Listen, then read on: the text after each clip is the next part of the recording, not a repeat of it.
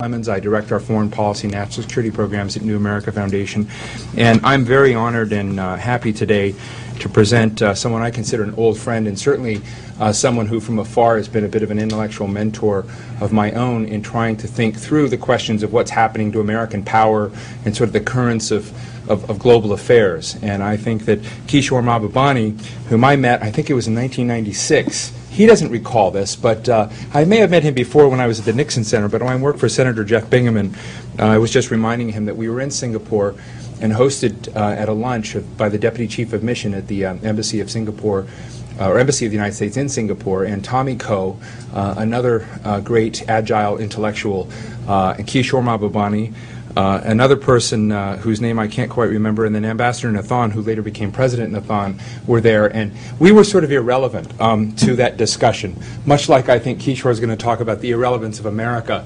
today, but they had a raging fight amongst themselves, or an argument I should call it. It did seem like a fight, and it was one of the great moments when I realized how fun the life of a public intellectual and a policy wonk could be. I wanted to be Kishore Mahbubani, and I've developed some. If you've seen me at my toughest, some of you, I'm inspired by him.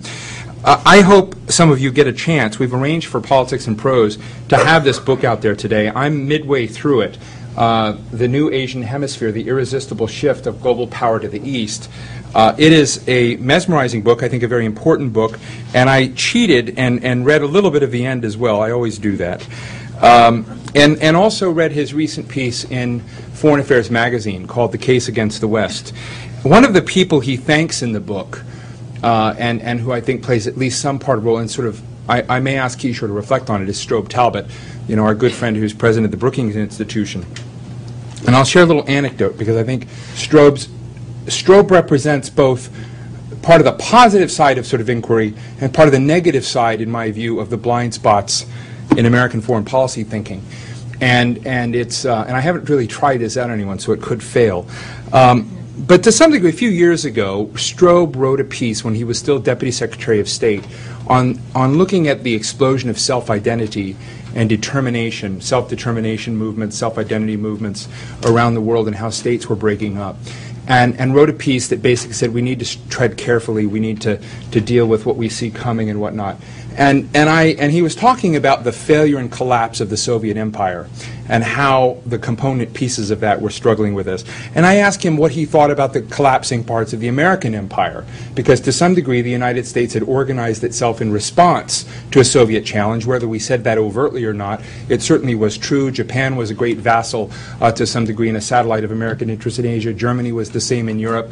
And so one had to sort of think through how the cost-benefit relationships in those relationships were going to change after the Soviet Union disappeared. And I'll never forget, and I said, if you were in the CIA or thinking ahead about blind spots and terrorism, this is all before 9/11, remember. I said, if I was looking for terrorists or unstable regions, and I say this to my friend Mike Miyazawa here, I said I look somewhere like Okinawa, where you saw massive protests against American bases, and you saw a people that had 39 U.S. military installations on a small island, the poorest prefecture in Japan. As being a former Department of Defense dependent, it was easy for me to imagine, DOD dependents getting kidnapped or Molotov cocktails or the organization of some kind of protest. And Strobe's response to me, wow, he says, I had no idea that the Okinawans had a separate history or language or anything. He said, secondly, U.S. bases are anchors of stability in unstable regions.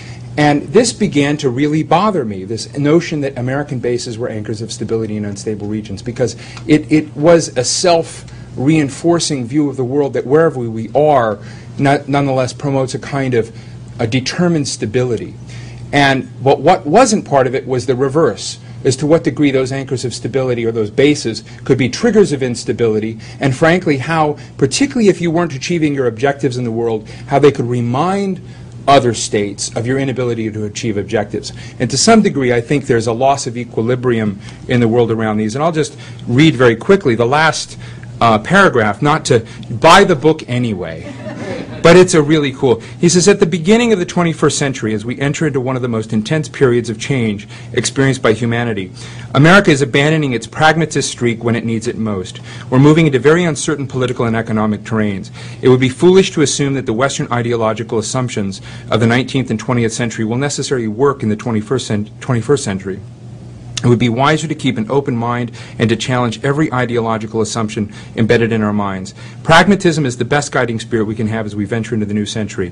It is therefore only appropriate to quote once again the greatest pragmatist of the 20th century, Deng Xiaoping, "It does not matter whether a cat is black or white. If it catches mice, it is a good cat." But that kind of response is what I wish I'd had on hand for Strobe Talbott at that point when we were discussing this, because I do think that America has some blind spots, both ideologically and just simply from inertia in terms of thinking how the world is put together. Kishore Mahbubani, of course, was Singapore's former ambassador to the United Nations, a great diplomat. He's considered among polite admirers of his as part of Lee Kuan Yew's Gang of Four, of people who really were among the few people who could tell Lee Kuan Yew what they really thought at tough times in tough ways.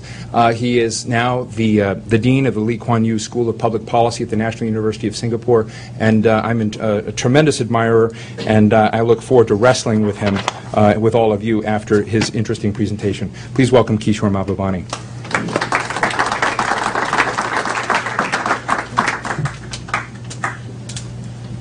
You know, that kind of generous introduction is very dangerous. You know.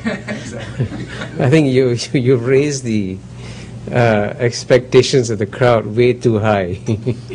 So my job is to now lower the expectations. I'll respond to the point on Strobe later in the course of my comments. In fact, I just came from a meeting with Strobe, by the way.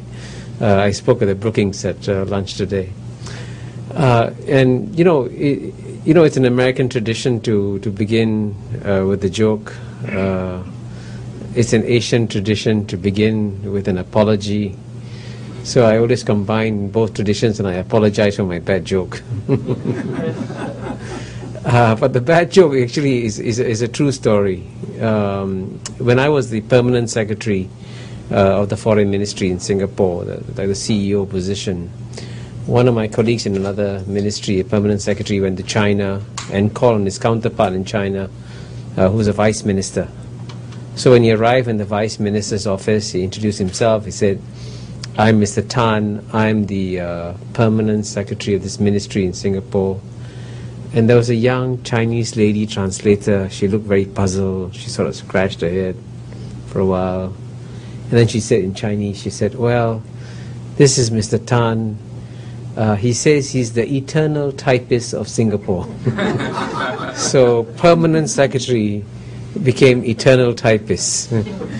The reason I begin with that story is that if you can have cross-cultural misunderstanding between Singapore, which is 75% Chinese, and China, which is 100% Chinese, you realize that developing cross-cultural understanding is a huge challenge, and that, in a sense, is the mission of my book, because we are entering a completely new era of world history, completely different from what we've experienced in the last 200 years.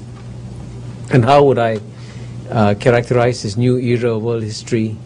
Well, I make two big points about the era. The first is, of course, it's the end of the era of Western domination of world history, but I hasten to add that the end of the era of Western domination of world history is not the end of the West.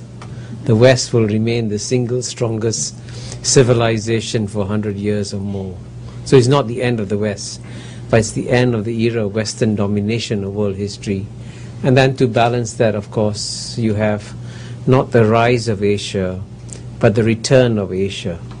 And the reason why I call it the return of Asia is because from the year 1 to the year 1820, the two largest economies in the world were consistently China and India. And only in the last 200 years, first Europe took off, and then America came along. But before